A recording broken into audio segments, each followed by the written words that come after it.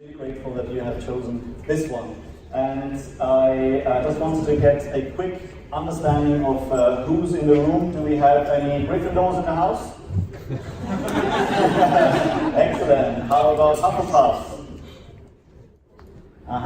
Ravenclaws? Slytherins?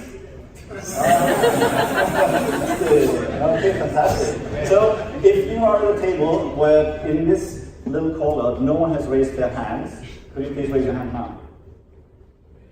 So that's you are at a table where no one else has carved, just raise their hand. I know Harry Potter. I raised it. Yeah, okay. Good. Right. So there is no previous knowledge required of Harry Potter, but it is beneficial. Is there a table where no one has any previous knowledge about Harry Potter? Or you have at least one at every table? At least one at every table? Fantastic. Brilliant, brilliant, brilliant. I didn't plan that. So my name is George Fasching. I am a coach and a trainer. I'm originally from Austria. I live in London with a wonderful Portuguese wife. We are expecting a baby. The release time frame is 2nd of March next year.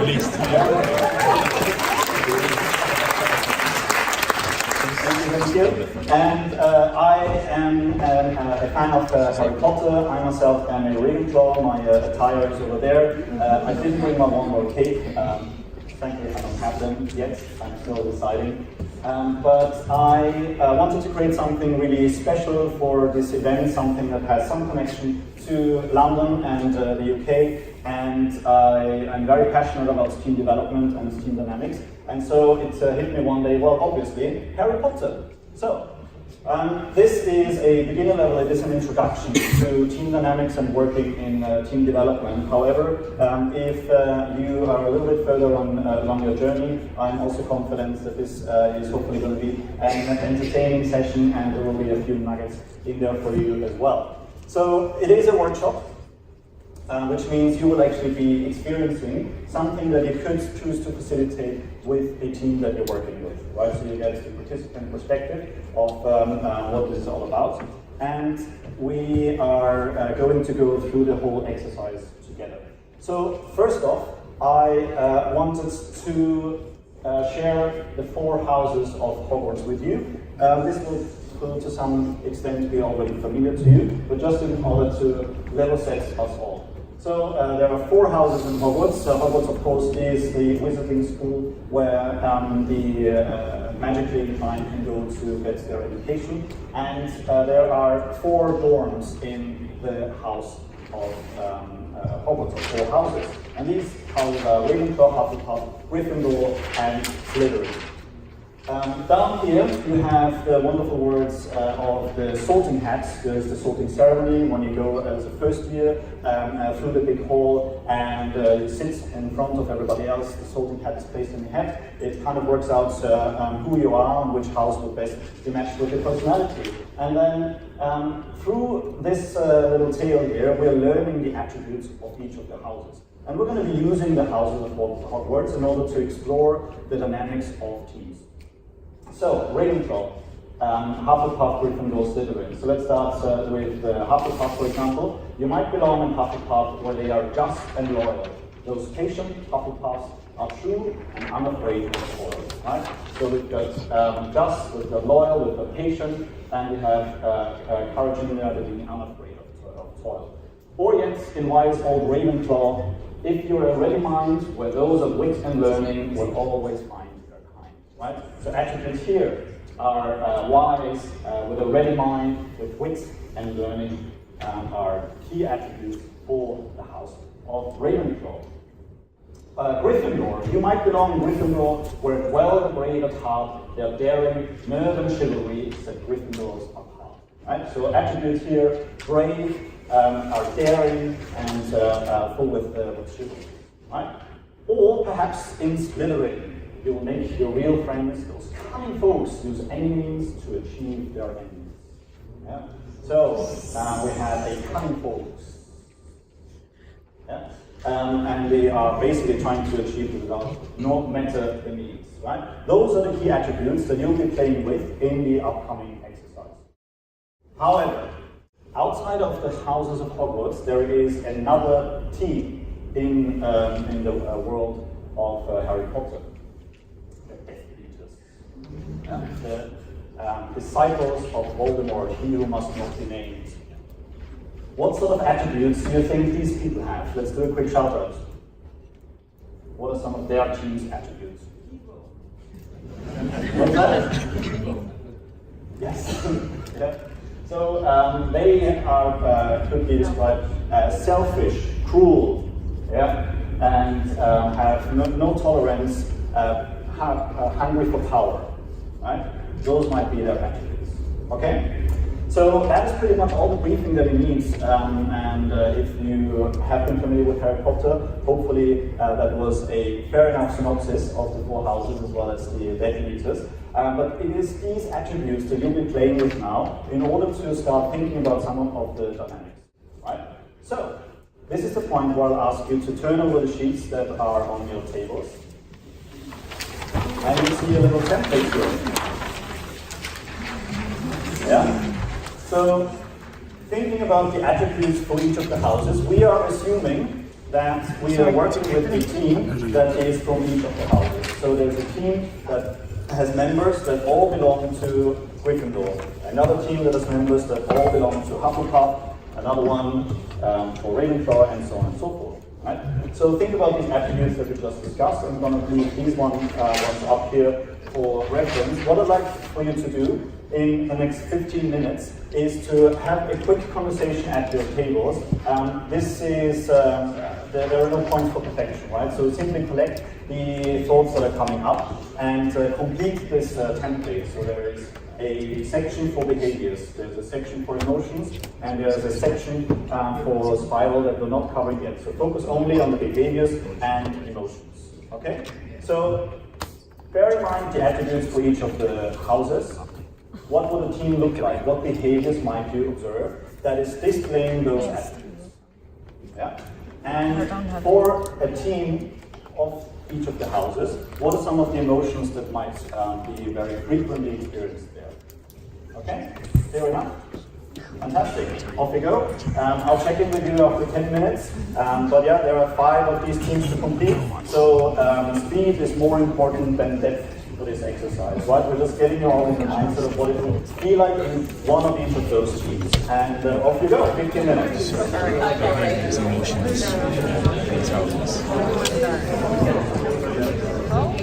what you think about is braveness and behavior or an emotion? I mean, It's a trait. I wouldn't say it's either. Well, you can act bravely. You can act bravely and be Bravery. Bravery. Okay, so bravery is the emotion and braveness the behavior. I'm not a native. You have to help me. I have no idea. I'm no help. I can't answer that question. Let's just put the emotion down first. Okay. Bravery is a behaviour. Okay, then I say And the emotion is brave. I say brave. Kind of middle, yeah. It is good. Kindness. Kindness. Who wants to write kindness? I got it. Yeah. Or unless you want to use both.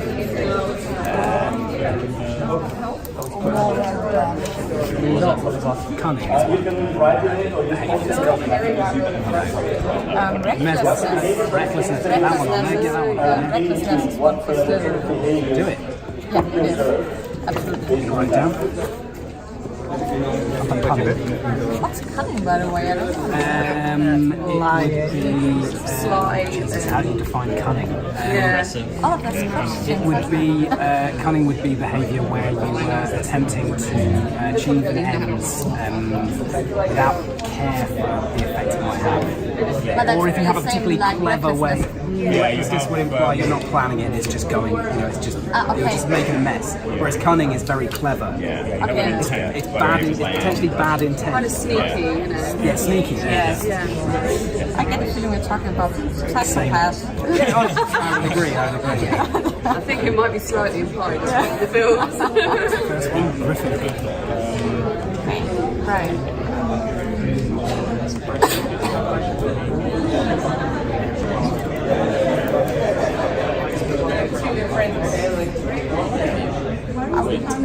No. Team. Clever, I suppose. Cleverness. Yeah. I would say related to Hufflepuff. Yeah, the learning element there, I think will have a behaviour of wanting to share. Sharing. Yeah.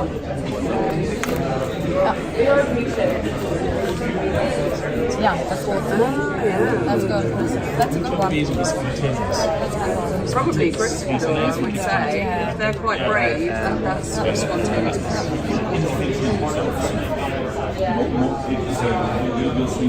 How about emotions? Yeah, we're lacking on emotions. Yeah. We are emotionless. Oh yeah, I feel so apathy. I feel so apathetic. Out of which one would you? What happiness sounds a bit? Happiness? Who would be happiness? Like nature. Light-hearted. Playful. Oh, Yeah. Is that an emotional? No, it isn't. I think it can be. Sticking to behaviours. No, I'm emotionless. Hufflepuff is, they have traits where they're unafraid of toil. Just and loyal. How about? Well, hang on here. Look, I've got the counterpoint to the one I put this down. Fearless. Yeah, That would be the first one. I would think about adventurous. I don't know if that's emotion. Is it not? I think that's a good. I think it's a trait. It's a lack of emotion. Trait. What would it be? What would it be if it was an emotion? If you don't have fear, what's your counter emotion?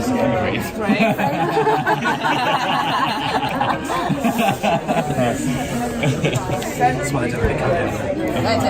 Is it a behavior or is it, I don't really know.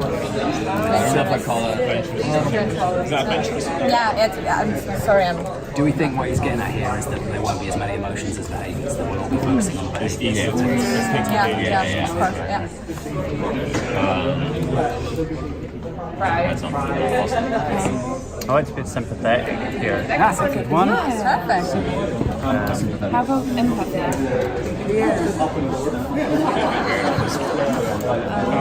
What house? It's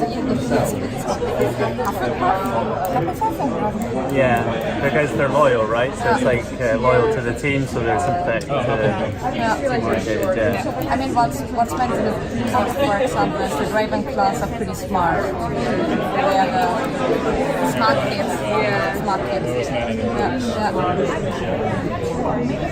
I would write on smart. So they're emotional. Trying to list happiness, sadness. How about open-mindedness? Yeah, that's no, but How about like, are there more than two emotions? I mean, you mentioned happy or sad. Right, okay, we haven't I'd say there are. done anything about the death races. Positive or negative for you?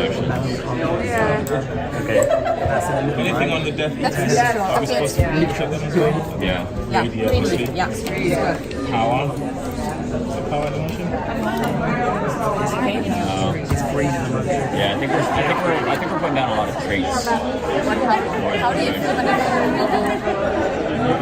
How do you feel? hungry? One. Hungry for how? So the behavior is the trait, and I would say the emotion is. The drive. Feel greedy, yeah. See, I think that's more of a trait than an emotion. I could be right about that. That's me. Sympathy and fear you can feel. You feel sympathetic, don't you? Yeah. I don't know, do you feel greedy? I think you are greedy. You don't feel greedy. Yeah. This is better be the point of exercise than emotion. Yeah. You put it in the middle. If it's not. Okay, so I mean, probably you feel good while being greedy because you. I don't know if I'm greedy. I don't know how to explain it. Good. So we should put good here.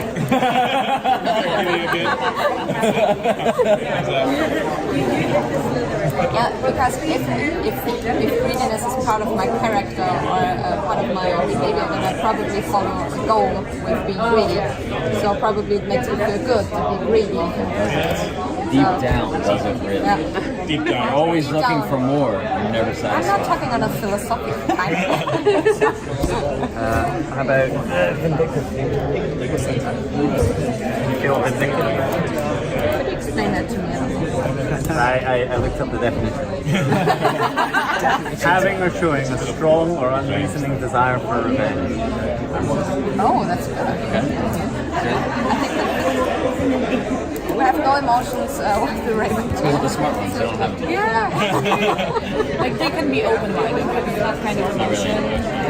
They're all about the analytical side of things. They're all about the learning. They're too Wit and analytical. wisdom, so no emotion. Wait, if they're very clever, they can do multiple things. You can feel easily. Inquisitive. Yeah. It's a good I like ability.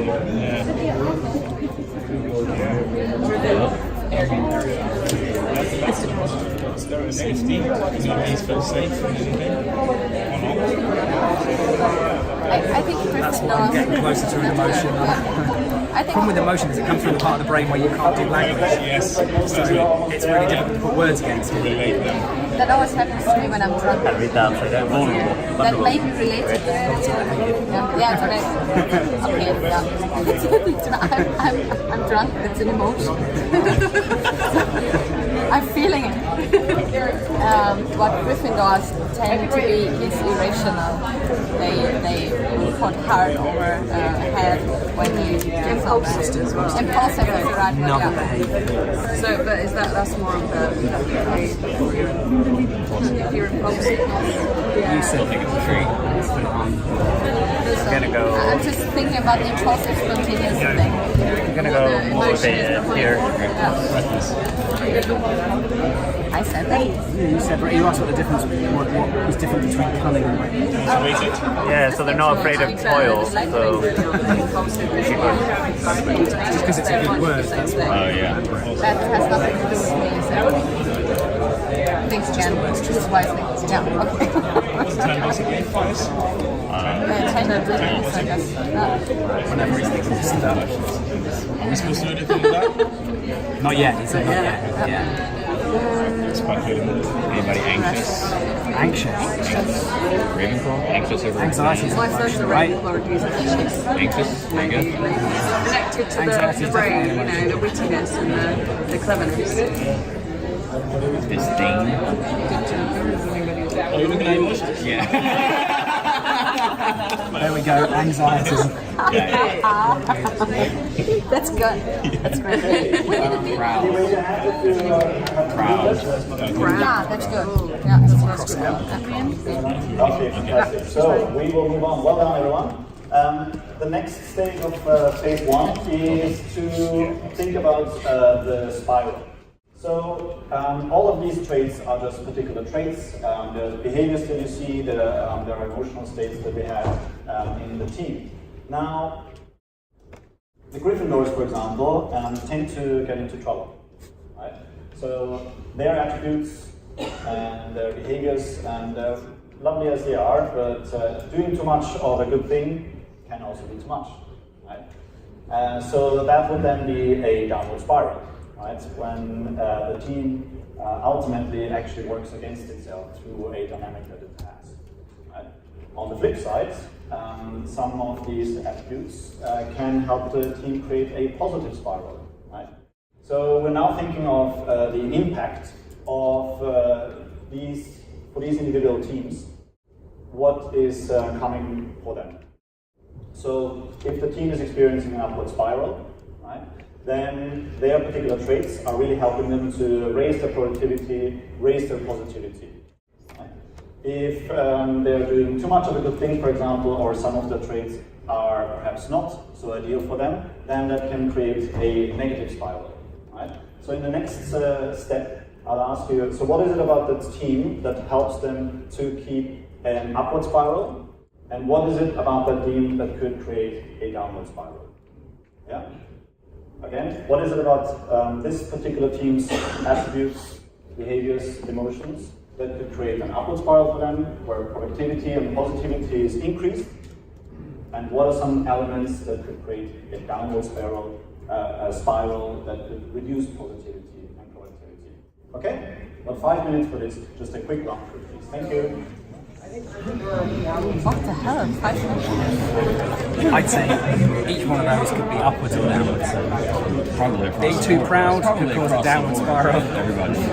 Being proud can cause an upward spiral. I think that's the answer. We're finished. We're done. We're done. It could be both evidence. Yeah, I guess it's the way it's channeled in. Like, if we're all proud about what we're building and we put out a vision, quite positive. But if you're too proud about your vision, then you could be just single-mindedly, you're not able to. Yeah, it's channeled. Put it in the. I'm not in a good angle to write. I'm gonna let someone else write. Someone else can write. You can write and I'll put it there. Well, we're because just going to write on it. to- We can do it as a post-it. You can also do this. Done.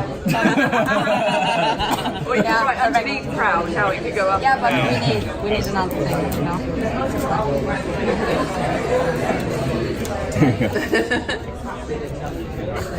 Put an arrow on it. Would we also say down as well? Yeah. What about one that's only down? Impulsive? No. That'd be up or down? Probably more down. Maybe. I suppose you could split those, and spontaneous could be perceived as more positive, and impulsive could be perceived as more negative.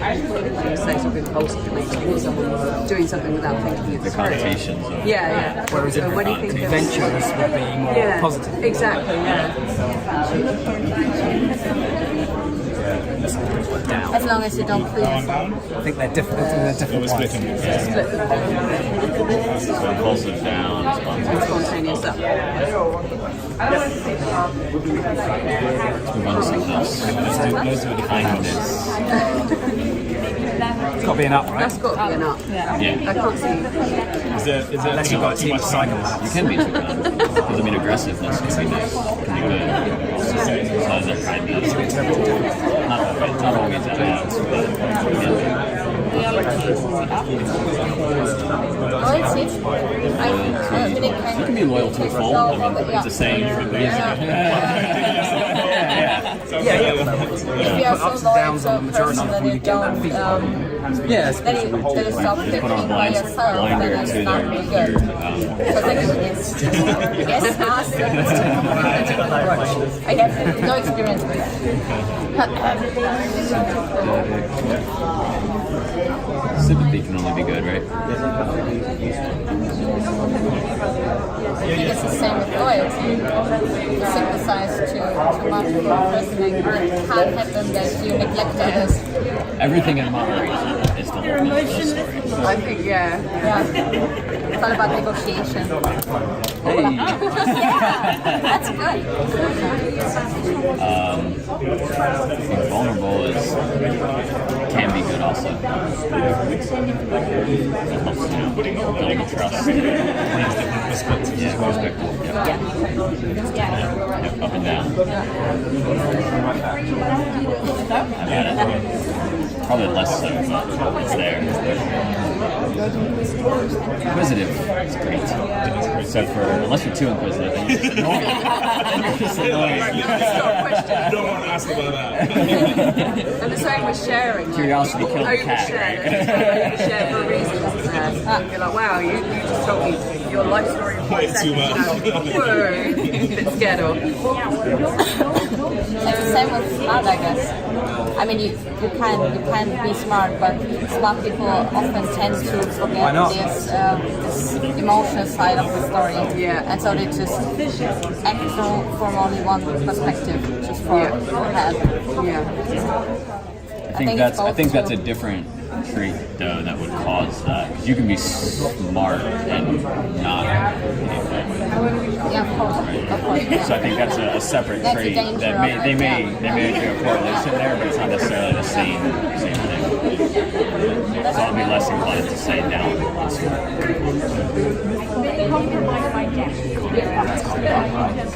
I mean, lying is always going down. If you are too ambitious. No such thing. Just to make it clear, there's no such thing as being too Don't be afraid of rejection. Right? Go for a sky, shoot the tangents, whatever. As long as you don't feel it's like agree. Addictive is never good. And lying is never good. I'm sorry, guys. What about when someone says, "Do I look fat?" Yeah. Yeah. Are you ever asked? My friends do it all the time. Do I look fat? This? No, I'm never going to say yes to that. I'm always going to say no. I always say, why the hell are you asking? I think that sometimes you can avoid the questions.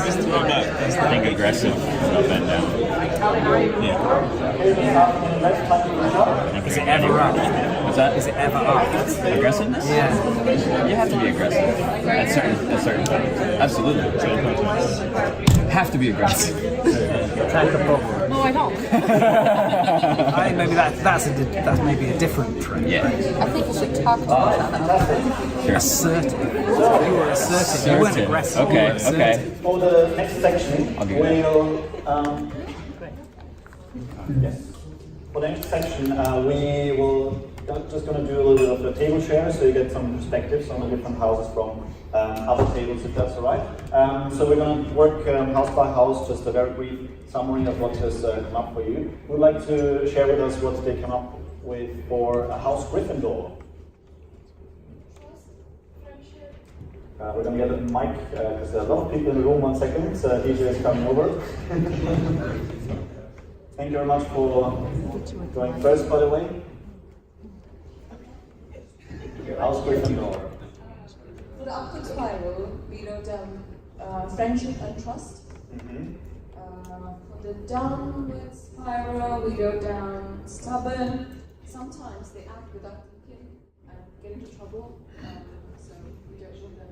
Yeah, beautiful. Yeah. Could you also share the behaviors and emotions, please?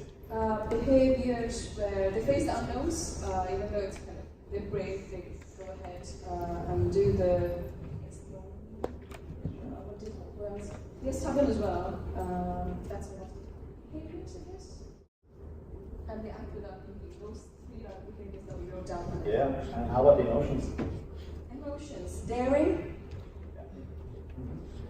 Sometimes they're worried as well because they're kind of fixing with all these damages and stuff. They're worried as well. Beautiful, beautiful. Thank you very much. Brilliant. And who'd like to share what they came up with for House Hufflepuff?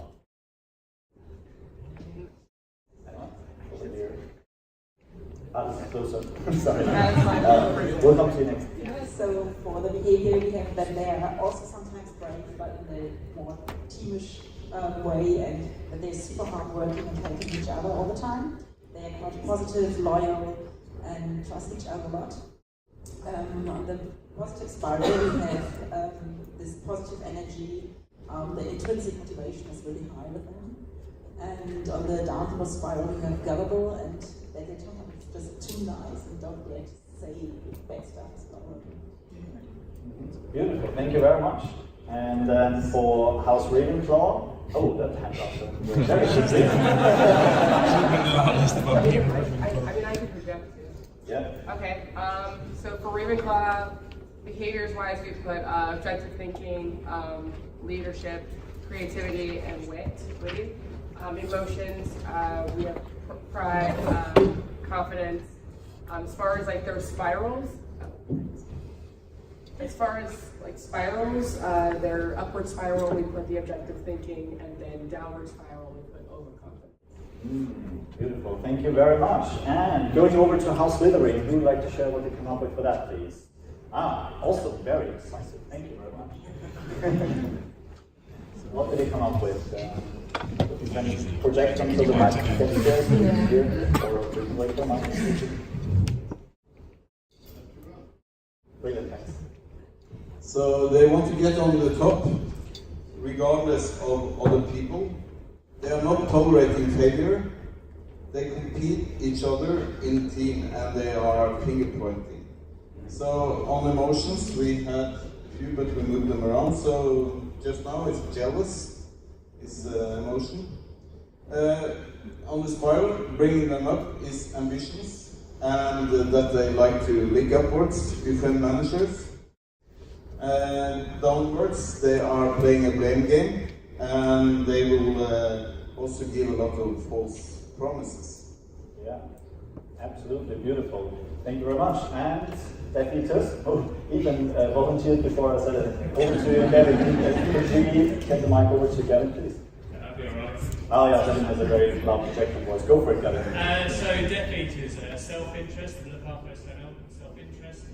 Very innovative, they're prepared to do what no one else is prepared to do. They're a focal point for others to come together. At the upward spirals, and then in the downward spirals, they're overconfident, they cannot be beaten. They're fearful, they're jealous, and cold. And what was the last one? I was just saying that all the good, bad things is those three. Yeah. What's the winners because of those three? Because of something. Yeah. So Harry only went, it's that one. Harry only went to the end because of 3 Death Eaters. Narcissa Malfoy and Draco Malfoy, who said he's dead when he's not, so he can come on again. And Severus Snape. And they all do that out of self-interest. It's not that because they love somebody else or looking after the son or whatever. Self-interest, yeah. Excellent, fantastic. Beautiful stuff, really awesome things that you came up with there. And now I'd like to invite you to have a conversation at the tables about your own experiences in your world of work, and think about which team members might be representing attributes, behaviors from which of the houses. While you do that and have that conversation, we're going to distribute templates for the next phase. So we're going to use everything that you've created and come up with a new creation with these.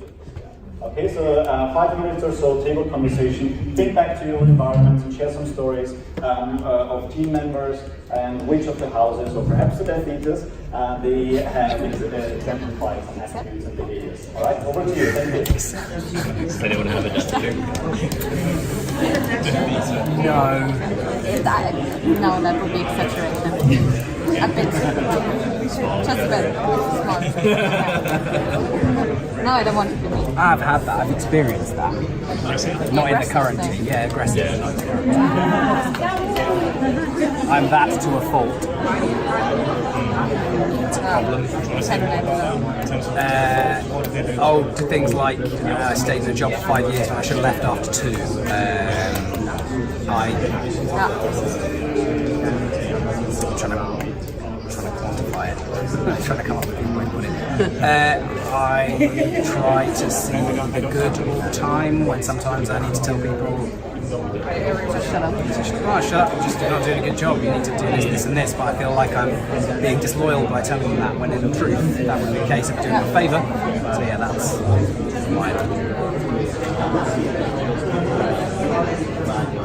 my teammates, pretty much all of them struggle to be vulnerable. Do you struggle to be vulnerable? Maybe a little bit. Working on it. Trying to be more, but yeah. Some of my teammates don't like to, they like to get on with their tasks, and they don't necessarily want to share even to their own detriment. So, yeah. Have we got that on here? Perhaps ambitious, but in a bad way. So up to that point, I've had teams, I don't know whether they feel victimized as a word, but they feel like there was not in a happy place, essentially. They don't feel safe. Yeah. So maybe it's that, just feel victimized. I have someone in my team that is that. inquisitive. Yeah, he's a junior developer in the team. He is the most junior person, and he is not afraid to try to do anything. I wish I had someone like that. The other week we were sitting in a refinement session, and we're a front end team, and someone said we need back end support for this. We're going to change some stuff in the back end. But they're really, really busy. We're not going to get help from them from ages. And the most junior member of the team, who's had 2 years' experience, went, "I'll try it." The senior people were going, "Oh no, well, you know, we'll have to put that off." Yeah. I have a lot of graduates that have actually been through the system and they take on all anything and everything that's going on. They just want to try it.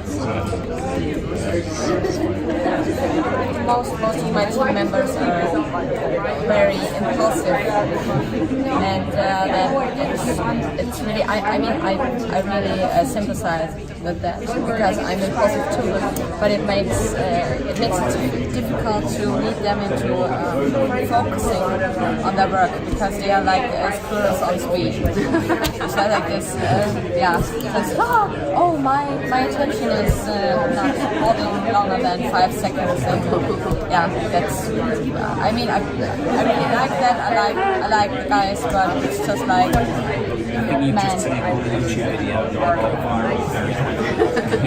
Squirrels on speed.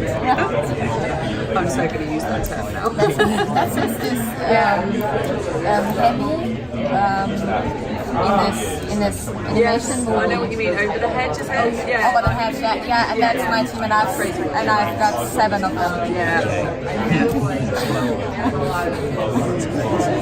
I would say like at least a couple of the teams that I work with are Slytherin, for the reason that there's like a very strong feeling of camaraderie, like inward facing. We are the team. You know, they will do anything to achieve their goals in terms of like, you know, we call them like secret missions. So like work that's off the radar, avoiding JIRA.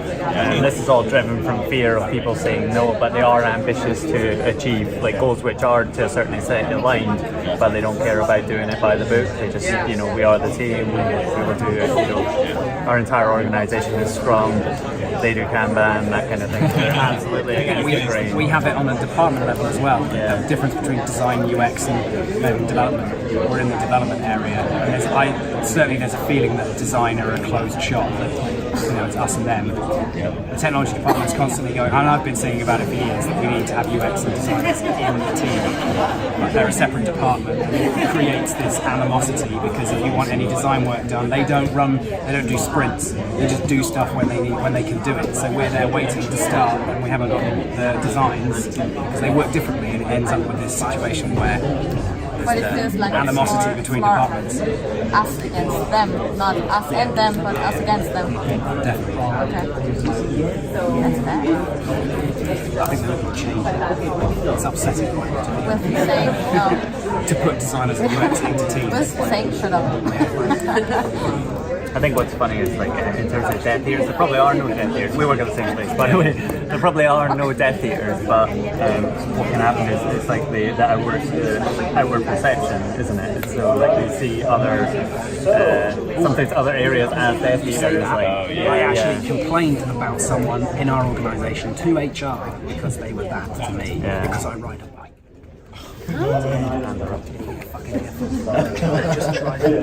So now for the next section, I think we have the second flip chart for every table. If you turn around, so here's one here, you can check that we have one. If we miss the table, so it should have in Hogwarts on the top. In the template, does every table have one, or is there a table that doesn't have one? All good? You don't have one?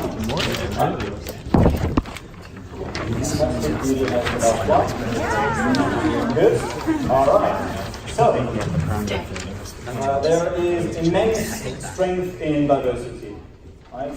We've seen that having teams who are just from one house always have something going on for them. But maybe there is a quality, an attribute, a behavior, a particular emotional state in another team that would really help them out in those situations. Right? So you now have an opportunity to create a cross-house team, or a team Hogwarts.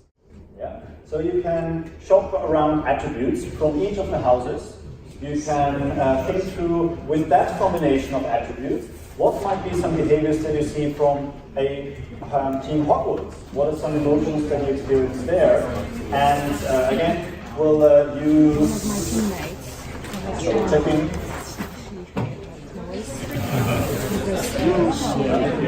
We'll use total of 10 minutes for this. Yeah? Including the upward and downward spiral. Yeah? Team Hogwarts. My wife hates it.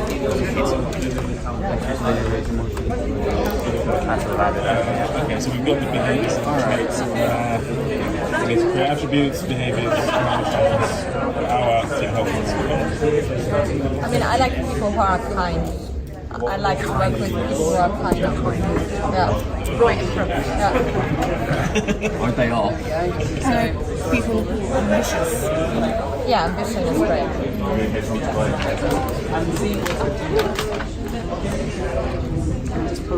Why didn't they take down funny? I mean, funny is great. You want people that share. Yeah. Not too much. Inquisitive. Not too much. Inquisitive. Yeah. Under vulnerable.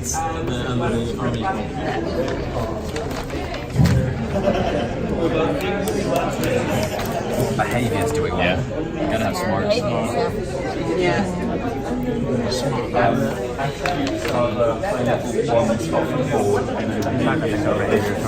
Yes, do we have any behaviours? We didn't take this literally enough. Sharing is a behaviour, you're right, yeah. But smart is not a behavior. Smart is an attribute. Kindness is a behaviour, right? Yeah. We need some emotion. We knew what we were doing. There's ambition. Brave. Yeah. I think you need a bit of bravery, don't you? Oh no, we can move on. Yeah, no.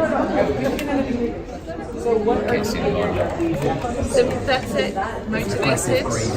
Motivated. Yeah. Motivated. Talking about that picture. We want to be proud architect is very in terms of the upward spiral Yeah. of what we do and Just what we not the build. upward spiral. No. Yeah. We want to cherry pick.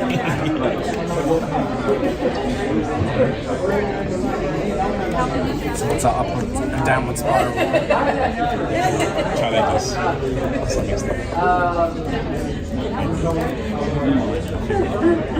I think we wanted to kind of create them from what we put up and down. So I'm really kind of I think that like an element of cunning when you're solving a problem is important. You know, it's that. Edge. Yeah, exactly. Yeah, I think this is almost too soft. Come on then, we're all being way too polite.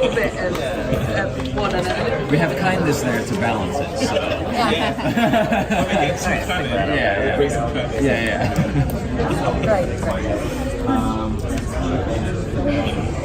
Nicest way possible. So what would those things cause in the way of an upward spiral?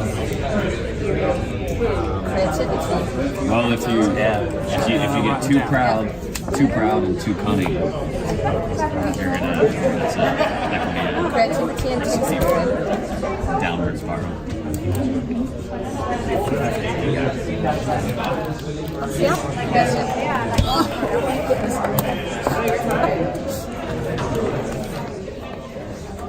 How would that manifest itself in a positive way in team spirit? I mean, what would happen? Enjoying to go to work. If you're being creative, creativity, you're going to come up with better ideas, right? Come up with better ideas because they're creative. You're gonna go to bat for your team. You're gonna stand up for your team. Stand up for your team. Maybe you have less days of fitness or something like this when you enjoy to go to work. They're still going to come to work even when they're throwing up. Infect everyone. Not what I was talking about. I hope nobody will vomit in your food. This sounds like the type of team that would take too much on, to be honest. You know, like brave, motivated, ambitious. Too much. This is like a work in progress limit over. Take on too much work. Yeah. Across that would balance it. Yeah. There you go. It's equal too much. Downwards. I think supportive needs to be like at the very top. The company needs to support team puppers. I think we'd be bad at pushing back. Well, same thing, taking too much.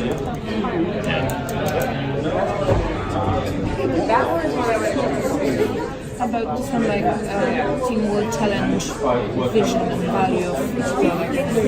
They will challenge it. They will. They are proud. They are motivated. Is there a danger of this team being seen as the bad apple going against the grain?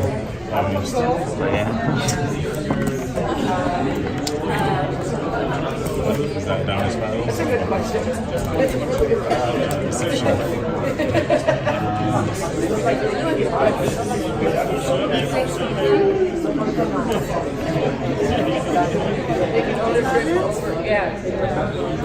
What about finding it hard to admit failure? Do you have anything else that would counteract that? Smart, inquisitive, and proud. Failure to admit failure, unlikely to admit failure.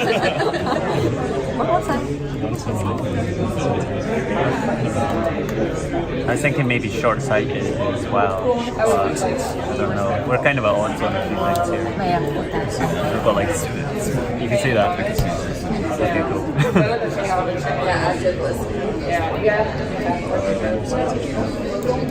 I agree. Everyone else is saying.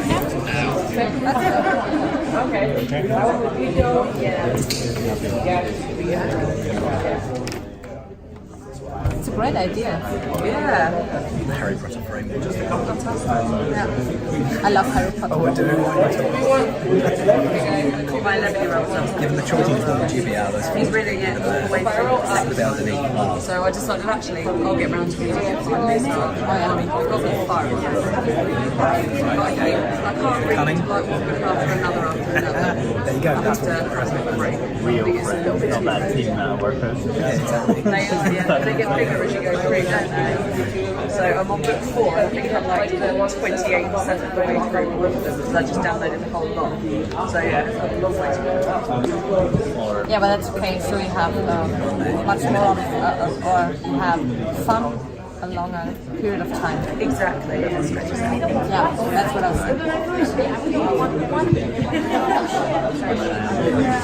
And my life nearly ended when I finished the last Harry Potter. So okay, what am I going to do now? It's like the end of the era, isn't it, when you finish it? Yes, I did. You're a fan of Frozen, that would put you away. 3 times. Watch the movies. Pick up Game of Thrones. Slightly different. Just a little bit. Smidge. Still very good though. Yeah, it's much harder than everything. I haven't read it actually. They're great. Once you get in it, it's hard to put it down. Game of Thrones. My husband read I've never read them. And then when they went into the series, he was like, and I'm like, what? Whoa! Okay. I like that.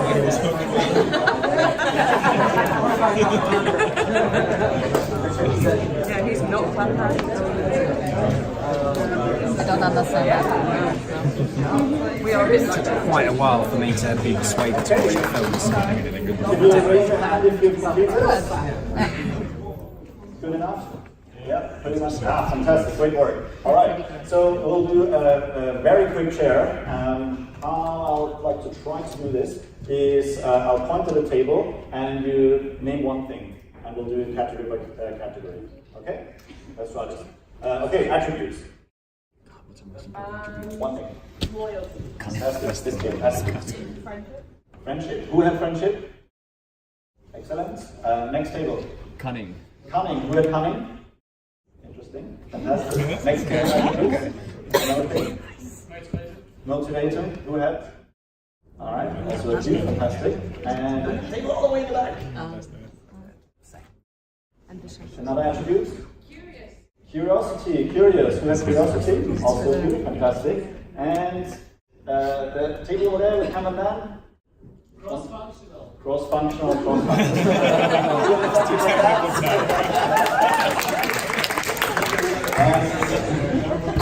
That's why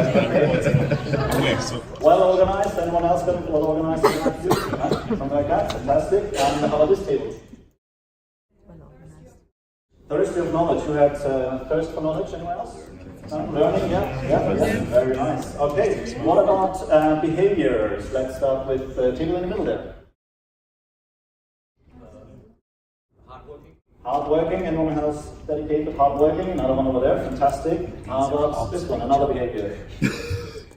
Not afraid of failing. Not afraid of failing, anyone got something like that? Courage, not afraid of failing? Yeah. It grounds us. Fantastic, brilliant. How about here, another behavior? Active listening. Anyone else got active listening as behavior? Beautiful, 2 tables, 3 tables over there. Fantastic. I think it all goes with kindness. Yeah, we covered that. Yeah, we covered that. Great stuff. Let's move over to emotions. How about here in the front here? Courageous. Brave. Yeah, brilliant over there. Fantastic. Any table I haven't wanted? Joy, very important. Yes, anyone else got joy? Fun? Yeah, look at that, wonderful, beautiful. And the table in the back with all the blue shirts. Sorry? Helpful, yeah, but helpful for that. Supportive. Brilliant, okay. So let's look at the spirals, something that you had for, let's do the downward spiral, so we'll finish on a high. Downward spiral. What did you have? Unresolved conflict. Yes, downward spiral. Yeah. Anyone else got something like that? Unresolved spiral. Anyone else? Yeah, over there. Fantastic. And anything else for downward spiral? Bad at admitting failure. Bad at admitting failure. Anyone else got something like that? Similar? Kind of like that over there. Fantastic. And then downward spiral. Imbalance. Yeah. Fantastic. And risk adverse. Anyone something like that? Downward spiral? Okay. Let's finish on a high. Upward spiral. What do you have? Passion. Anyone got passion in upward spiral? Table there. Brilliant. And upward spiral. What do you have? Team energy. Beautiful. Energetic. Yeah, over there. Beautiful. And in the front, anything else for upward spiral? Productive. Yeah, anyone else got that? Yeah, some notes here, there, and fantastic. Brilliant, beautiful work. Very good. So now the big question is, how do you help a team to get there, right? That will, of course, depend on the context. Before that even, doing an exercise like this with the team will surface their aspirational team composition, right? Because the team will select the things that they feel will help them to become a better team. That's the sort of the underlying psychological background, if you will, of an exercise like this. So they explore all the different facets of different types of teams first, and then they pick an aspirational team composition similar to what you have just done. And then you can work with the team to help them figure out and simply ask the question, okay, if this is the team that you want to be, how do you think you could get there? We're not going to explore that right now, because that's obviously very context specific for your individual teams. What I'd like to move on to is the chill. The chill is that sudden feeling that sometimes comes up in us when we are faced with a difficult situation in the team. And it's that level, that feeling of discomfort inside of us, where we are pulled to step in and somehow help the team become a better team, somehow help the team overcome conflict. But then there is sometimes this chill that overcomes us, and wouldn't it be nice if we could overcome this chill somehow and be there for the team in those really difficult moments? So what I'd like to share with you is a technique, Harry Potter inspired, that is rooted in many different areas of coaching and psychology, and we'll nickname this the Traveler's Charm. However, before we get there, I would like for you to have a brief table conversation about this perspective. what we feel and what we experience in those situations is not necessarily our emotion, right? What we sometimes experience in those situations could simply be the team's emotional experience, right? And we are tuning into that as people who work with the team, right? So if you're a Scrum Master or an Agile coach, then it's quite useful to imagine and bear in mind that the team's emotional state is the team's emotional state. It's not necessarily ours, right? So what indicators could you explore, could you see to help you with that, right? So that would be the table conversation that you move on to, right? So please have a 3-minute or so table conversation about how you could determine whether it is truly your emotional state or whether it is actually the emotional state of the team that you're picking up, right? So we're helping you to zoom out and look at the team more as a system that you interact with.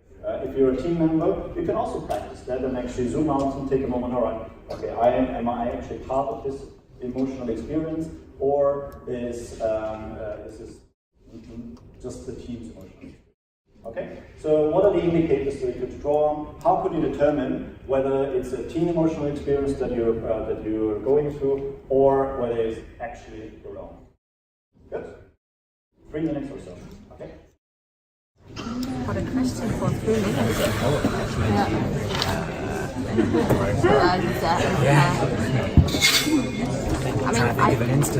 I keep asking myself if I'm getting involved into a specific topic, and as soon as I have the feeling I'm getting involved, then I have to take a step back and say, okay, I need a break, I have to solve myself.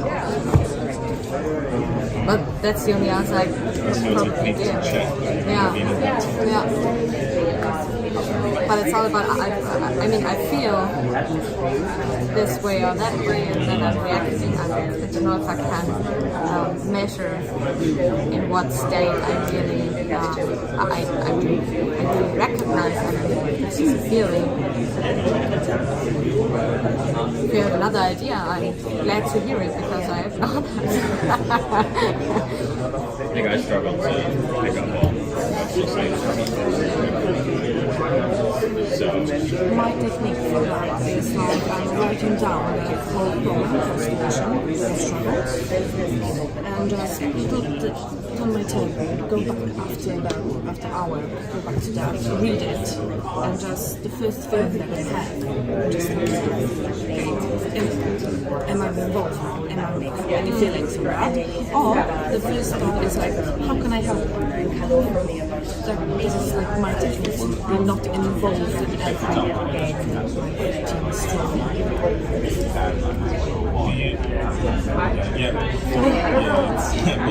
For me, I try to kind of get a feel, I even go back to the team, how they're feeling to take a session, how far it gets heated or not.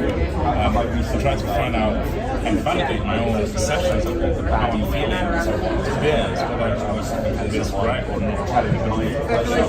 It's quite tricky. I did this systemic coaching, which is called False Organization Relationship with Systemic Coaching. And what they do, they constantly reading the emotional field. The minute that I feel that I'm getting too attached or too passionate about a subject, that's when I feel I'm impacted. That's when I listen. I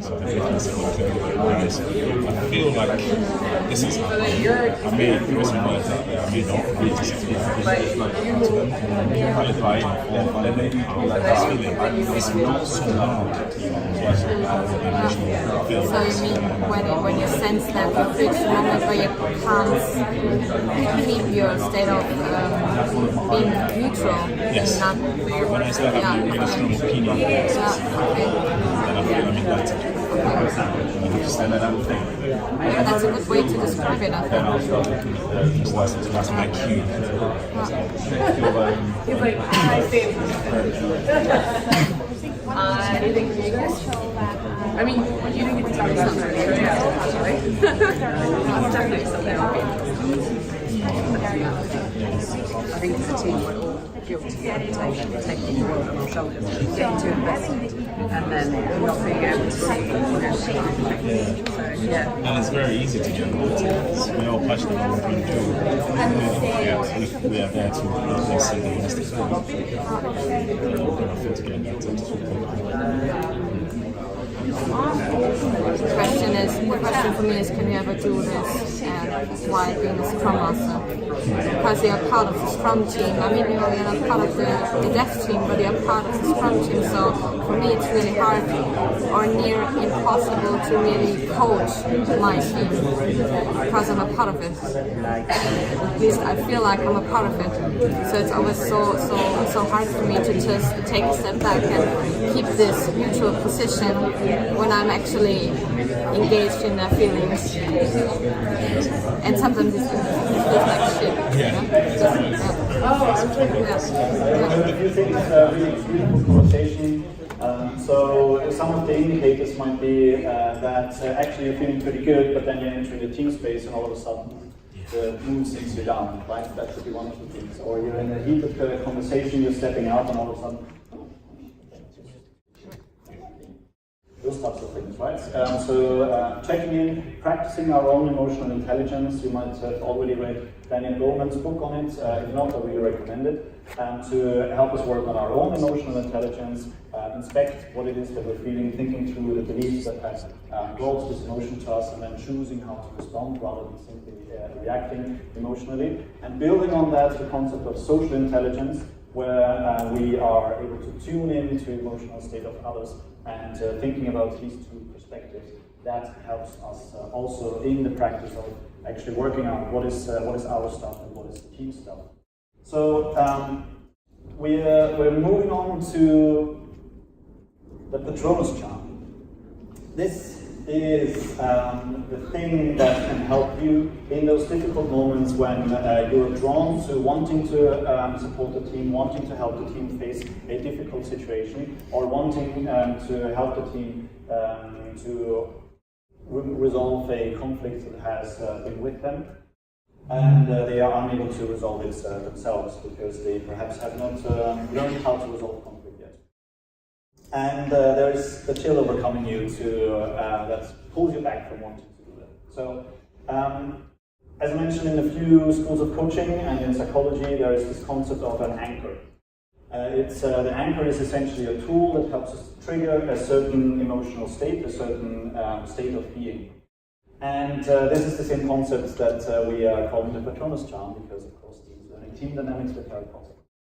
The anchor is something that you can choose that will help you to pull yourself out of the current state and imagine what the future could look like. So what people tend to find quite powerful is to actually think about, while they're in a comfortable environment, think about an ideal future that they would like to experience. Right? So in the situation of a team, it could be you're imagining what their expression of Team Hogwarts would look like, right? What would it be like? And really make that super vivid in your mind. Try to, if you are able to imagine visuals, that is quite powerful.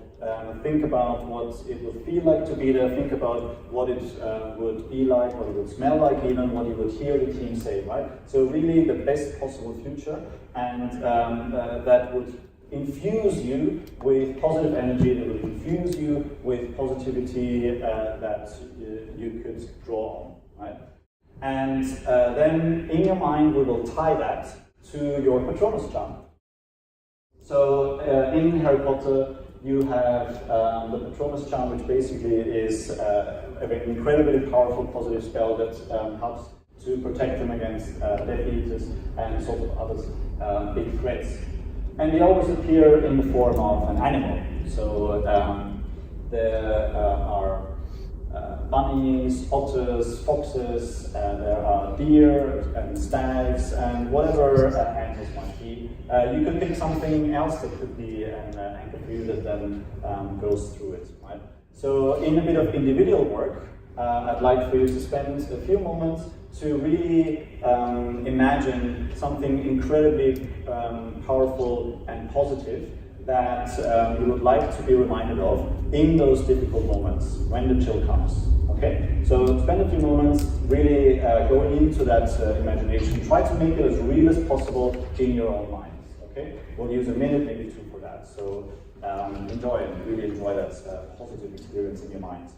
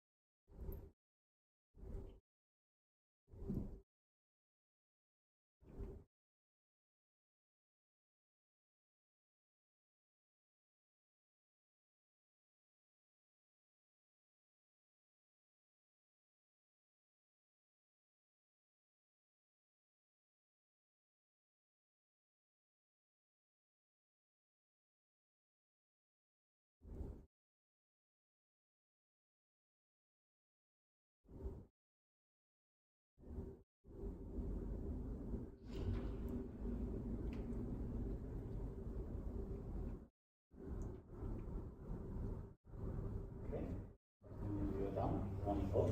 And now you get to pick your patronus charm. It could be an animal or an object, something that you can have readily available with you. Hopefully there are enough post-its and Sharpies. It should be something that you perhaps can quite easily sketch as well, because that will be the trigger. So grab a sharp pen. Good thing we know how to draw. You did? I just like, that is Ryan's masterpiece. Yeah, that's unfortunate. If you could, I even got him to sign it, so when he's famous, I can get some money for it. Like Banksy or something, yeah. The biggest chunk of space I'm going to have my time. It's a bit funny anyway. I guess I have no idea how to draw this. She said when in doubt. Yeah. I was thinking, how can I do this? Not really. It looks like A bus.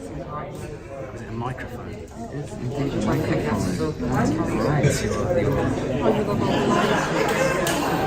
Well, I always think of them as like fearless, and one thing I struggle with is not speaking up when I should. So I thought something that's I'm channeling. I don't know what to say. One of the two. I don't even have an idea. Oh my goodness.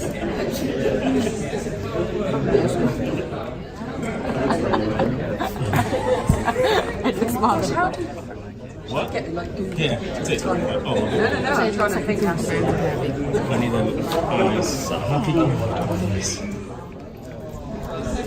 I work on the cloud team. Alright. Nice. Do you need a post-it? I'm just going to decide what I choose. Okay. Beautiful. So let me prepare that for you. Thank you. With no pressure. No, without any pressure. That's a pillow. I feel a bit comfortable. So is it one of those like memory pillows? Definitely memory foam, because that's what I have for 2 minutes to this. Alright, so now we need to charge your chosen animal or object.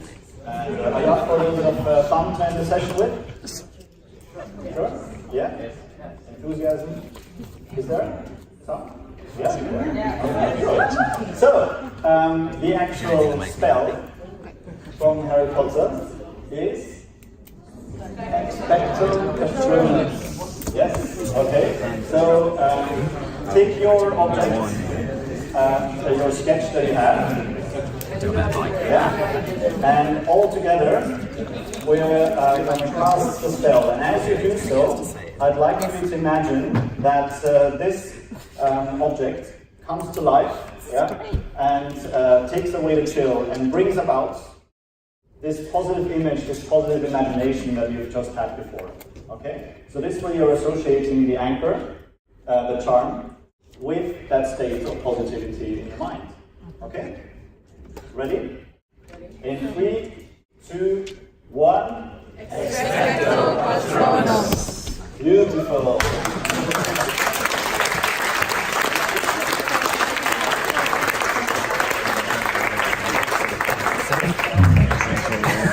And now we're just going to finish off with a quick little table share, show off your Patronus charm.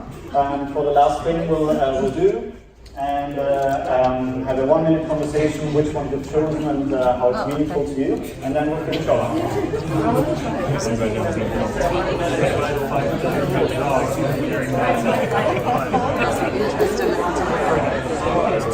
Tiger. It is a show tell. I felt like my first attempt was I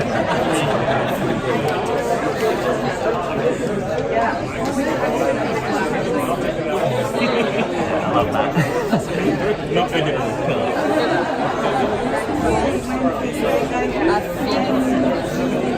I've got a bike. A microphone. It's that, not only that makes me happy, I can ride away on it very quickly. I just like the concept of standing up one more time compared to falling down. That's Let's come back together. As I said, I'm really grateful and thrilled that so many of you have chosen to show up for the session. Would you be willing to be in a little selfie with me, casting your Expecto Patronus charm? Yeah? I'm going to try and find an angle where I can get as many of you in there as possible. I'll turn my goal.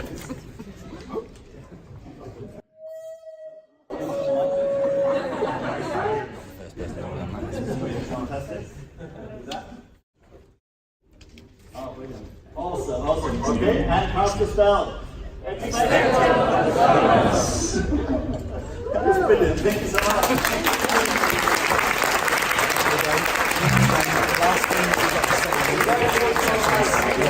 It's been a pleasure working with you this afternoon. Please tag me on LinkedIn, allow me to connect with all of you, and let me know how you expect this Patronus charm is working for you. Brilliant. Thank you all so much.